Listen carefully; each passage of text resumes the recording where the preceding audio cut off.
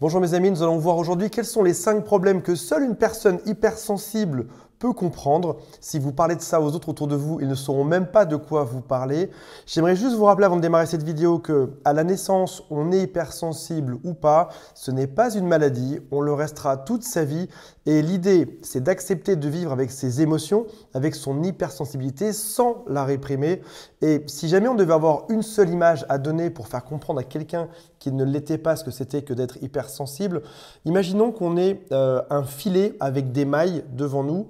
Une personne qui n'est pas hypersensible, il y a plein d'informations qui vont passer et qui ne seront pas retenues par ces mailles. C'est-à-dire qu'en gros, ça va passer au travers. Il se passe des choses, il y a des bruits, des sons, des odeurs, ça ne va pas les déranger. Un hypersensible est une personne comme un pêcheur qui aurait des mailles beaucoup plus fines et toutes ces choses-là viennent se prendre dans les mailles de notre filet mental. Et donc du coup, que ce soit des petites choses ou des grandes choses, elles ont toute une importance et c'est ce qui peut expliquer que déjà, ça peut être fatigant au quotidien, ça peut nous créer des grandes émotions et on peut aussi se sentir des fois dépassé par ce qui se passe parce qu'il y a trop d'agitation, trop de bruit, trop de monde. C'est aussi ce qui fait qu'on a plus de sensibilité que les autres pour comprendre les choses ou pour avoir de l'empathie. On en reparlera dans un instant. Si vous le souhaitez, abonnez-vous à la chaîne, cliquez sur « Je m'abonne » puis sur la cloche. Comme on est hypersensible, je ne suis pas directif. Faites-le si vous voulez, c'est vous qui décidez, comme vous voulez. Il y a aussi un quiz qui s'appelle « Suis-je hypersensible ?» qui est juste en dessous de la description. Vous êtes les ambassadeurs aujourd'hui de cette chaîne. Si vous êtes hypersensible, vous avez des amis qui le sont également. Si jamais vous sentez qu'ils ont des choses qu'ils peuvent apprendre, qui peuvent les faire progresser ou mieux vivre leur hypersensibilité, je vous donne tout. Ce sera à vous de tout leur donner après tout ce que vous connaissez sur le sujet. Quatrième chose, si vous le souhaitez, il y a Thierry qui est la personne que j'emploie pour répondre à toutes les questions au téléphone des gens qui regardent ces vidéos. C'est juste en dessous, c'est gratuit. Parfois, quand on est hypersensible, ça peut causer des difficultés de communication en couple, dans son travail, avec ses amis, avec ses proches. Et plutôt que de s'enfermer, au bout d'un moment, il faut oser en parler à quelqu'un. Thierry est une personne qui est aussi hypersensible. C'est pour ça qu'il travaille avec moi. Je le suis aussi. Et je vous rappelle une toute dernière chose, c'est qu'on n'est pas tous hypersensibles de la même manière. Donc, il y a des choses que vous allez voir ci-dessous qui vont vous correspondre, d'autres un petit peu moins. Si on mettait 10 hypersensibles dans la même pièce, ils auraient des points communs, mais ils ne seraient pas tous identiques parce que la nature est ainsi faite. La première chose que vous avez peut-être remarqué, c'est que le manque de sommeil rend dingue ou en tout cas change beaucoup notre comportement. Par exemple, quand on a fait une bonne nuit de semaine, on arrive à appréhender notre journée de manière normale et tout se passe bien. Si maintenant on n'a pas suffisamment dormi, la journée peut se transformer en une journée d'horreur. Alors vous allez me dire oui, mais pour tout le monde c'est pareil, mais surtout lorsqu'on est hypersensible et je vais vous dire pourquoi. Une personne hypersensible est plus fatiguée de sa journée si elle est en contact avec d'autres personnes, si elle est en contact pour son travail, de manière sociale, si elle voit des gens, si elle est dans un environnement bruyant. Ce sera tout autant d'agressions qui seront beaucoup plus fortes, comme on a un plus grand sens de la perception de tous les stimulus qui sont externes. Donc, on parle d'hyperstimulation, c'est-à-dire que vous êtes plus sensible aux stimulus extérieurs qu'une personne normale. Une couleur, quelque chose qui est très lumineux, une lumière qui vous éblouira plus que quelqu'un d'autre, un son qui sera plus fort pour vous que pour quelqu'un d'autre. Dans tous les sens qu'on a, on est plus stimulé. Ça peut aussi créer pour certaines autres personnes ou parfois pour les mêmes ce qui s'appelle une hyper-émotivité. Il y a par exemple quand on est face à une situation qui ne nous plaît pas et qu'on est hypersensible, on passe par différentes phases qui vont toutes prendre de l'énergie. Je vais vous la citer. Vous êtes face à une personne qui est mécontente. Tout d'abord, il va y avoir le déclencheur. Vous êtes déclenché dans votre hypersensibilité. Après, il va y avoir une tension. Vous allez vous sentir bouillir. Après ça, il va y avoir une explosion. Vous pouvez vous énerver tout simplement. Et après ça, en dernier, la décharge qui est c'est bon. Le danger est passé. Cette personne m'a disputé, a hurlé après moi ou m'a critiqué. Mais c'est bon, c'est passé. Je passe à autre chose. Mais toutes ces phases ont nécessité de l'énergie. L'hyper-émotivité nécessite beaucoup d'énergie, ce qui vient encore en rajouter à la fatigue chaque jour. On peut aussi se sentir parfois, dites-moi en commentaire si vous avez déjà ressenti ça, vous sentir aspiré par les autres à cause de votre empathie. Beaucoup de gens écoutent sans vraiment écouter. Par exemple, vous êtes à une soirée, vous racontez votre vie, puis votre meilleur ami vous fait « Ah ah, oui, c'est ça ». Et en fait, il écoute Pas du tout. Un hypersensible aura tendance à non seulement faire de l'écoute, en plus c'est de l'écoute active, c'est-à-dire qu'au fur et à mesure qu'il entend ce que l'autre dit, il va mettre en place toute son empathie pour ressentir, pour comprendre, il va quasiment vivre la même chose que ce qu'on lui raconte, et du coup ça nécessite aussi de l'énergie. Se concentrer de manière intense également. On a aussi souvent un cerveau qui est en état d'hypervigilance, c'est-à-dire que, admettons, pour une personne qui n'est pas hypersensible, admettons que vous vous baladiez dans la rue et que toutes les 5 minutes, quelqu'un tire au fusil près de vous ou qu'il y a un accident très fort ou des lumières, ça les stresserait. Même une personne normale serait stressée par ça. Un hypersensible, selon son cas de figure et selon son hypersensibilité, quand il se balade dans la rue, quand il est dans une foule ou autre, peut ressentir ce genre de choses. Même un simple klaxon peut être une stimulation qui est extrême. Donc le cerveau se met en hypervigilance. Il guette tout ça pour absorber le choc sans hurler ou les sons sans hurler. Et donc l'hypervigilance prend aussi de l'énergie. On peut se sentir en insécurité. Donc là, c'est l'hyperactivation du système nerveux. Et on peut aussi manquer de moments où on peut se ressourcer dans la journée. Par exemple, à son travail, si on est en open space, il y a beaucoup de bruit autour, on peut tout d'un coup avoir besoin de se retrouver seul, de se ressourcer au calme pour que tout retombe doucement. Et si jamais en plus on a une mauvaise hygiène de vie, ça vient amplifier la chose. Donc ça veut dire que le manque de sommeil rend fou tout le monde, mais spécialement chez l'hyperactif, chez l'hypersensible, lapsus, chez l'hypersensible, parce que l'hypersensible a besoin de plus d'énergie pour faire sa journée. Si jamais je devais vous donner un autre exemple, vous avez peut-être déjà vécu ça, si vous êtes dans une soirée, vous êtes fatigué avant tout le monde. Le bruit, la foule, les gens, l'empathie à voir quand on vous parle, tout ça vient être beaucoup plus fatigant. En plus de ça, malheureusement pour les hypersensibles, vous pouvez avoir du mal à trouver le sommeil. Par exemple, vous êtes tracassé par quelque chose de spécifique dans votre journée ou alors vous n'avez pas réussi à sortir de votre état de stress de la journée. Donc, votre journée est plus éprouvante que pour les autres. En plus, arrive le soir, vous pensez encore à ces problèmes-là, vous avez du mal à vous endormir, vous vous réveillez fatigué, etc., etc. Et vous devenez dingue juste après. Ce qui peut arriver, ce qui m'arrive de temps en temps aussi. Mais ce n'est pas quelque chose qui est définitif, dans le sens où, encore une fois, on doit vivre avec son hypersensibilité, on doit mieux se comprendre. Donc si jamais on sait, si jamais vous voyez cette vidéo, que vous découvrez que vous l'êtes ou vous dites oui, ça c'est moi, il faut juste vivre avec et adapter son mode de vie. Comme par exemple, faire du sport, faire un peu plus de sport que les autres pour relâcher son cerveau et se mettre plus dans le physique. Je ne dis pas que les sportifs ont totalement relâché leur cerveau. Je dis juste que faire du sport, c'est un moment où le cerveau décroche des ruminations et c'est le moment où on peut se concentrer sur courir, sur ce que font les bras, sur notre transpiration, sur notre respiration. On se concentre sur d'autres choses et ça vient relâcher la pression. On peut aussi faire attention à bien respecter son cycle de sommeil, c'est-à-dire se coucher à des heures où on a sommeil, à la même heure chaque soir à peu près, dans un endroit où il n'y a pas l'écran juste en face de nous avant de dormir, on n'a pas l'iPhone devant les yeux, on n'a pas l'ordinateur, on n'a pas la télé devant les yeux, on peut bouquiner un peu pour s'endormir plus facilement. Si jamais on n'arrive pas à s'endormir, on peut rester allongé, juste rester allongé, ça va venir permettre à tout notre esprit de se calmer, tout notre corps de se relâcher. On peut occuper son esprit en lisant. On peut aussi, technique qui est ce que j'entends très souvent au Canada, qui est d'écrire ses problèmes avant d'aller se coucher. Alors ils le font plus que chez nous. Moi j'ai essayé, ça marche très bien. On peut écrire sur une feuille tous ses problèmes. Voilà, j'ai pensé à ça aujourd'hui. Et une fois que c'est écrit, on le pose à côté et on a flushé sa tête, on a tiré la chasse d'eau. Tous nos problèmes sont écrits sur cette feuille, on n'a plus besoin d'y repenser. On peut méditer, ce qui permet de baisser le taux de cortisol. On peut réduire l'alcool. Et on peut aussi utiliser les hormones de l'amour qui s'appellent l'endorphine. Faire un gros hug, soit à son partenaire, soit à son oreiller, soit à son animal de compagnie. En tout cas, ça fait du bien et ça vient de détendre. Deuxième chose que les personnes qui ne sont pas hypersensibles ne peuvent pas savoir, c'est que les sons forts, comme on en a parlé, peuvent te rendre dingue. Mais pas que les sons, tout ce qui est relié au sens. J'ai pris comme exemple le son parce que, à mon sens, c'est celui qui est le plus dérangeant en journée. J'aurais pu prendre la vue avec la lumière, j'aurais pu prendre le toucher, le fait qu'on puisse devenir un peu électrique quand quelqu'un nous touche. Mais je remarque que très souvent, c'est le son qui semble le plus poser de problème. Tu es peut-être passé dans des endroits où le son est fort, je pense notamment à une gare, là où j'étais hier par exemple. Ça peut être une soirée, un concert, un cinéma.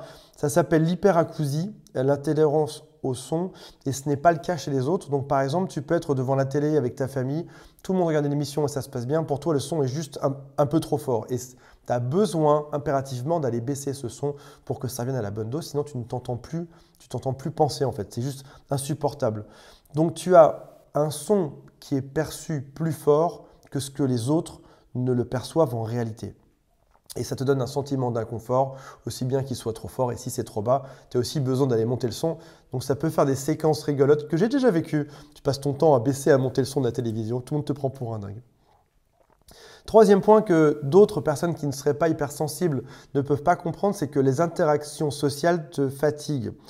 Personne hypersensible est souvent, pas 100% des cas, mais dans 90% des cas, c'est souvent une personne qui a une vie intérieure riche, et donc qui peut avoir un décalage de sensibilité entre ce qu'elle vit dans son monde, ou dans sa tête, ou dans son imaginaire, et ce que les autres vivent. Si jamais tu dois t'adapter en permanence, tu dois t'adapter déjà de manière physique, dans un endroit où il y a du bruit, peut-être où tu vas parler à d'autres gens en journée, mais tu dois aussi t'adapter à des mentalités différentes. Si jamais, par exemple, ton voisin de bureau, ton meilleur ami, te fait une remarque qui est blessante, ben pour 99% des gens, ça ne fera pas de différence parce que tout le monde s'en fout de se faire traiter de X, Y ou Z. Mais pour toi, ça fera une différence. Tu vas te sentir beaucoup plus agressé par cette remarque si tu es hypersensible, affective. Et dans ce cas-là, ça va faire quelque chose. Et du coup, il y a quelque chose d'autre qui se produit, c'est qu'on a tendance à se renfermer dans notre bulle pour ne pas montrer aux autres gens qu'on est différent. C'est ce qui fait que les interactions sociales fatiguent parce qu'on a l'impression de devoir porter un masque en permanence pour être une personne comme toutes les autres alors qu'on ne l'est pas. Et alors, je vais dire quelque chose attention, qu'il faut prendre vraiment au second degré. Mentir est une des choses les plus fatigantes sur Terre. Mentir, c'est-à-dire ne pas être soi-même, devoir mentir sur sa façon de se poser, sa façon de parler, sa façon d'accepter les choses. C'est juste ne pas être soi qui est une des choses les plus fatigantes sur Terre. Et là, en l'occurrence, quand on doit s'adapter à d'autres personnes, quelque part, on ment sur qui on est vraiment, sur ce qu'on supporte vraiment pendant le temps d'une soirée. Je parle de mensonge, ce n'est pas quelque chose de péjoratif. C'est juste qu'on ne montre pas exactement qui on est. Et dans ce cas-là, c'est fatigant et du coup, quand il y a une soirée qui s'annonce, on fait « Oh là, ouais, je ne sais pas si j'irai, je vais réfléchir avec ça ». Quatrième point, tu réagis peut-être mal au conflit. Par exemple, tu vois deux personnes qui se disputent.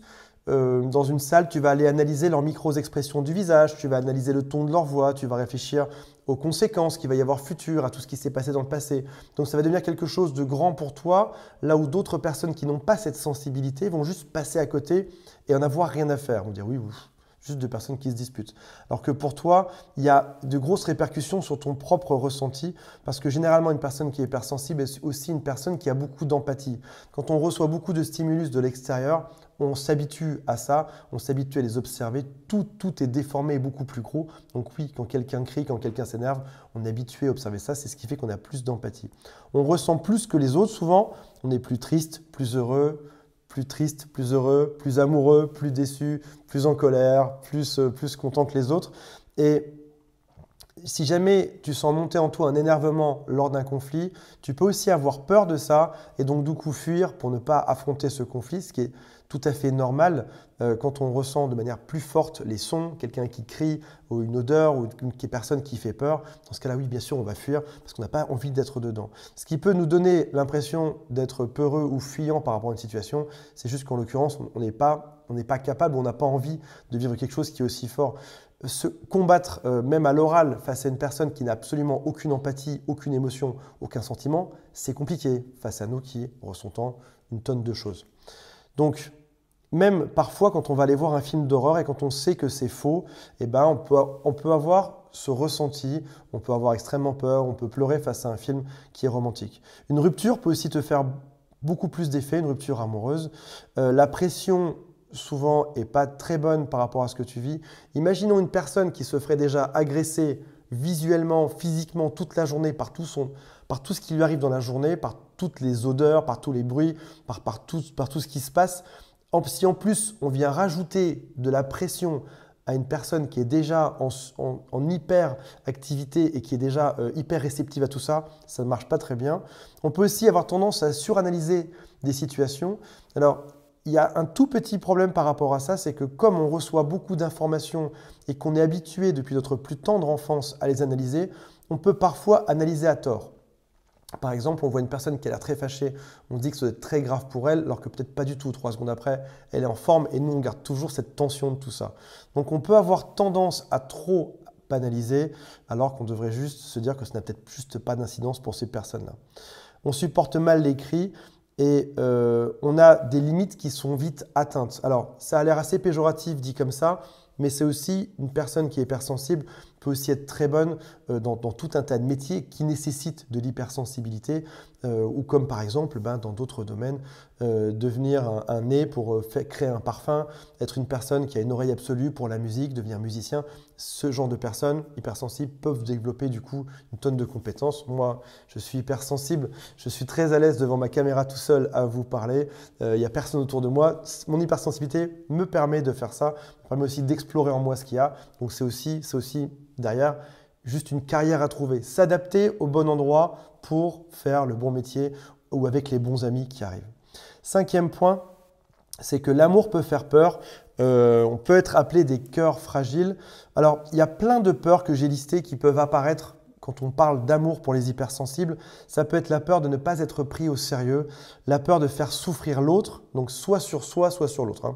Donc la peur de ne pas être pris au sérieux, la peur de faire souffrir l'autre, la peur d'être incompris, la peur de faire l'objet de moqueries, la peur de manque de tendresse, la peur de manque d'authenticité et la peur d'être considéré comme quelqu'un de faible. Donc oui, lorsqu'on ressent beaucoup, forcément on est dépendant d'une part de l'autre, on a aussi peur de faire mal à l'autre, de se faire mal à soi. Et donc oui, l'amour peut nous faire peur. On est capable d'aimer beaucoup, beaucoup, beaucoup, mais on est aussi capable d'être vraiment très triste là-dedans.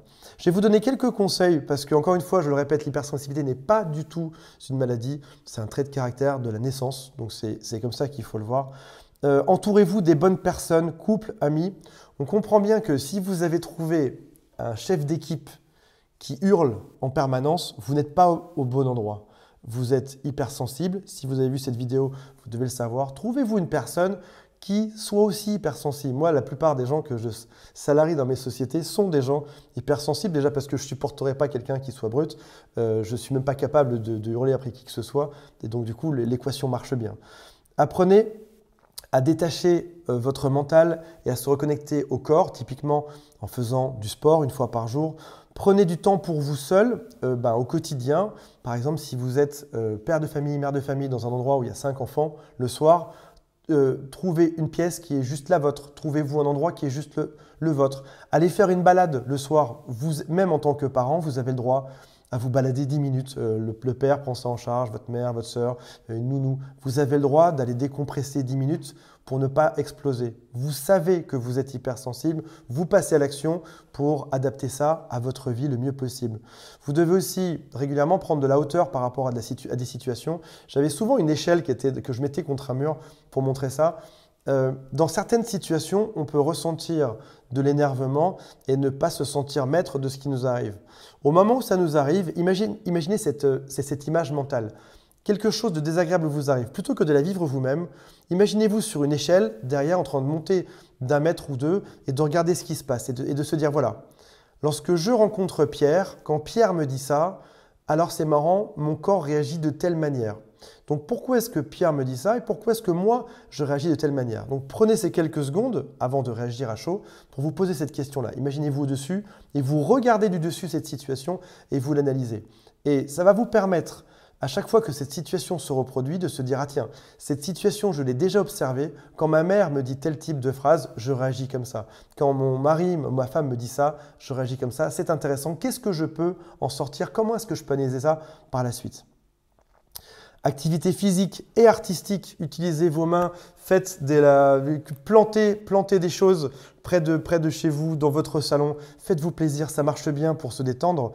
Apprenez à connaître, à comprendre, à accueillir vos émotions, à exprimer vos besoins et ressentis.